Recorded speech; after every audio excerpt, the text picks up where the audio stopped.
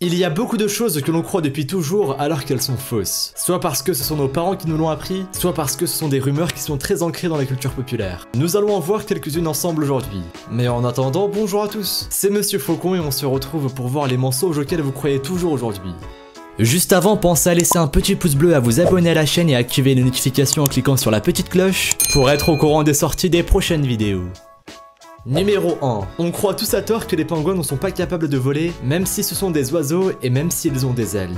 Mais en réalité, cette croyance est fausse. Et oui, ce ne sont pas les pingouins qui ne savent pas voler, mais les manchots. Au contraire, les pingouins sont tout à fait capables de voler, et même si vous ne les verrez pas souvent dans les airs, il leur arrive de voler s'ils en ont besoin. On peut facilement expliquer cette fausse croyance. D'abord, beaucoup de personnes confondent les pingouins et les manchots. C'est vrai que les deux espèces se ressemblent beaucoup, mais surtout en anglais, penguin signifie manchot et non pingouin. Du coup, beaucoup de traducteurs font une erreur de traduction, et résultat, de nombreux manchots apparaissant dans la culture populaire se sont transformés en pingouins en français alors qu'ils ont conservé toutes les caractéristiques du manchot. Par exemple, dans le dessin animé Madagascar, les 3 pingouins ne volent pas, mais en fait, dans l'œuvre originale, il s'agissait bel et bien de manchots.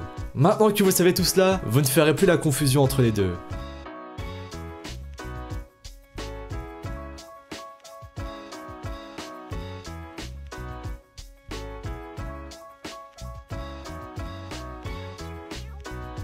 Numéro 2. On continue avec un autre animal que l'on a tous passé notre vie à mal juger, le poisson rouge. Et oui, on dit souvent que cet animal a très peu de mémoire et qu'il lui suffit de 3 secondes pour oublier ce qu'il vient de se passer. Mais en fait, ce n'est pas exactement vrai. Des scientifiques ont réussi à prouver que les poissons rouges sont bel et bien doués de mémoire puisqu'ils sont capables d'apprendre des choses. L'une des expériences qui a été menée consistait à faire mémoriser au poisson un dispositif qui lui permettait de recevoir de la nourriture. Et figurez-vous que ça a fonctionné. Par contre, lorsque les scientifiques ont refait un essai 6 mois plus tard, les poissons rouges avaient déjà oublié ce dispositif. Ils ont donc de la mémoire, mais pas tant que ça. Numéro 3. Vous avez sûrement entendu dire que lorsqu'elles se sentent menacées, les autruches ont tendance à enfouir leur tête dans le sable. Mais cette croyance est complètement fausse. Les autruches ne sont pas aussi peureuses que l'on ne le dit. Au contraire, elles peuvent se montrer très agressives et sont des prédateurs redoutables puisqu'elles sont capables de courir à plus de 90 km/h. Mais alors d'où vient cette légende? Elle prend sans doute son origine dans l'encyclopédie d'histoire naturelle de Pline l'Ancien. Il est écrit que les autruches se cachaient en enfonçant leur tête dans les broussailles. Depuis, beaucoup de naturalistes qui se basaient sur les écrits de Pline l'Ancien ont continué à relayer cette fausse information alors qu'ils n'en avaient en réalité aucune preuve. Aujourd'hui, la rumeur est restée, même si elle est fausse. Numéro 4. Certaines personnes croient que si l'on touche les os d'un oiseau, celui-ci sentira notre odeur et voudra se débarrasser de ses bébés. Heureusement, ce n'est pas vrai. Un oiseau ne sent pas, et il ne sera donc pas capable de savoir qu'un œuf a été touché par un être humain. Et du coup, pas de risque que si vous avez touché un œuf, l'oiseau abandonne son petit. Vous voilà rassuré.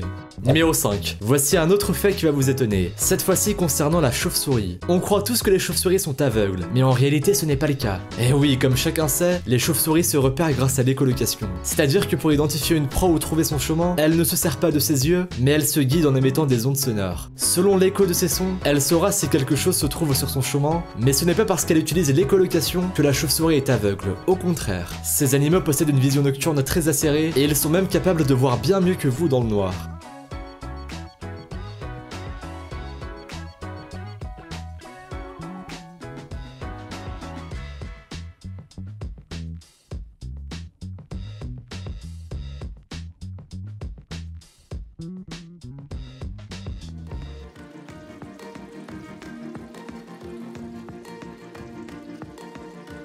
Numéro 6. Comme beaucoup de personnes, vous pensez certainement que les chiens ne distinguent pas les couleurs. Et pourtant, cette croyance très répandue n'est pas vraie. En fait, les êtres humains sont dotés de 3 photorécepteurs différents à l'intérieur de la rétine, ce qui leur permet de voir la lumière rouge, la lumière verte et la lumière bleue. Du coup, nous sommes capables de percevoir toutes les couleurs que nous connaissons. Mais les chiens ne peuvent percevoir que la lumière jaune et la lumière bleue, du coup il existe certaines nuances connues de l'homme qu'ils ne peuvent pas voir. Mais cela ne signifie pas qu'ils ne peuvent voir que le noir et le blanc. En plus, les chiens possèdent d'autres qualités visuelles que nous n'avons pas, comme un champ de vision beaucoup plus large ou encore une meilleure vision de nuit.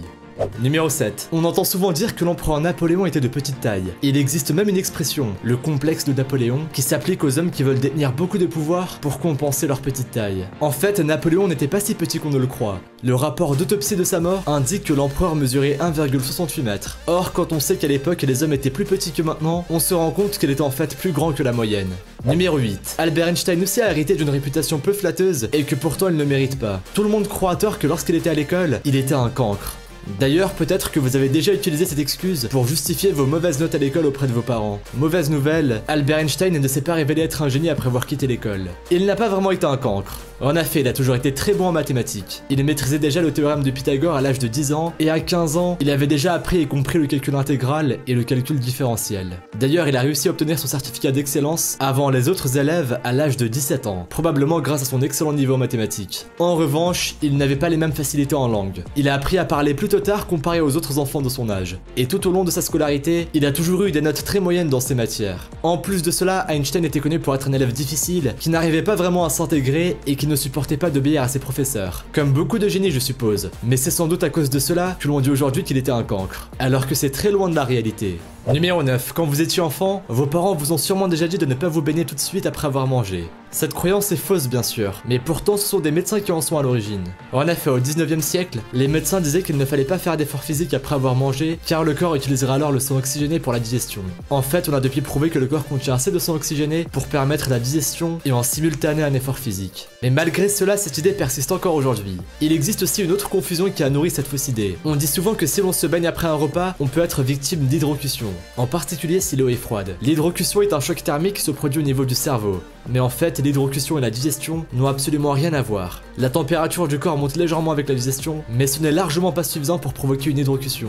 En fait, cette idée vient d'un raccourci qui a été fait avec le temps. Comme l'hydrocution a plus de risques de se produire aux heures les plus chaudes de la journée, et que c'est essentiellement pendant ces heures que l'on est en pleine digestion, beaucoup de personnes ont fini par associer les deux. Mais ne vous inquiétez pas. En réalité, vous pouvez très bien vous baigner juste après un repas, cela n'a rien de dangereux.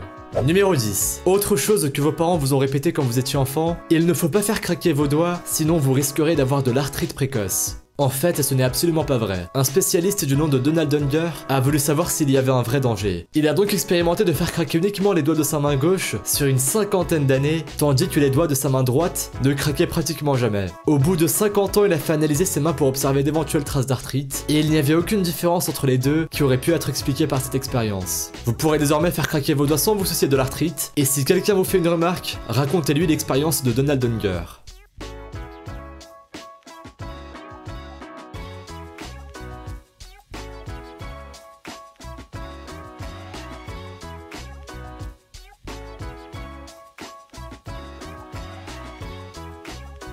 Numéro 11. Comme la plupart des gens, vous pensez sûrement que le tournesol se tourne en direction du soleil, et c'est d'ailleurs ce que veut dire son nom.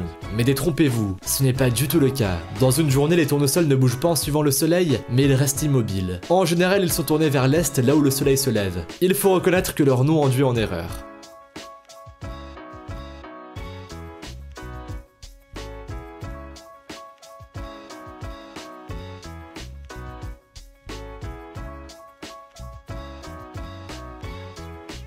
Numéro 12. On vous a peut-être déjà dit que si vous croisez un somnambule, il ne faut surtout pas le réveiller car cela pourrait être dangereux pour lui.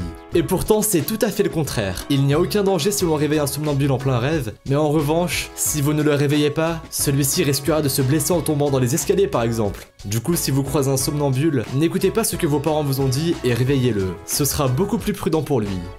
Numéro 13. On a souvent entendu dire que l'être humain n'utilise que 10% de son cerveau. Du coup, certaines personnes pensent à tort que dans notre vie, seulement 10% de notre cerveau aura été utilisé. Mais c'est faux. Effectivement, des études scientifiques ont prouvé que nous utilisons chaque partie de notre cerveau, sans exception, au cours de notre vie. Seulement l'intégralité des fonctions de notre cerveau ne sont pas utilisées en même temps. Numéro 14. Vous avez peut-être aussi entendu dire qu'il était dangereux d'utiliser un micro-ondes, car les ondes qui font fonctionner cet appareil peuvent provoquer un cancer. Rassurez-vous, il n'en est rien. Et oui, beaucoup d'ondes magnétiques peuvent contribuer à provoquer un cancer, mais ce n'est pas le cas de celles qui font fonctionner un micro-ondes. Je parie que vous êtes rassurés. Numéro 15. On termine avec un conseil de grand-mère que nous avons longtemps cru, mais qui s'est en fait avéré être complètement infondé. Quand on est stressé, on conseille souvent de faire fondre un morceau de sucre dans un verre d'eau. Et oui, certaines personnes croient que l'eau sucrée a des vertus apaisantes, mais c'est tout le contraire. Le sucre donne de l'énergie, et s'il est consommé de manière concentrée, il vous rendra plus agité voire plus nerveux. Si vous êtes stressé, ce n'est donc pas du tout la solution idéale pour vous relaxer.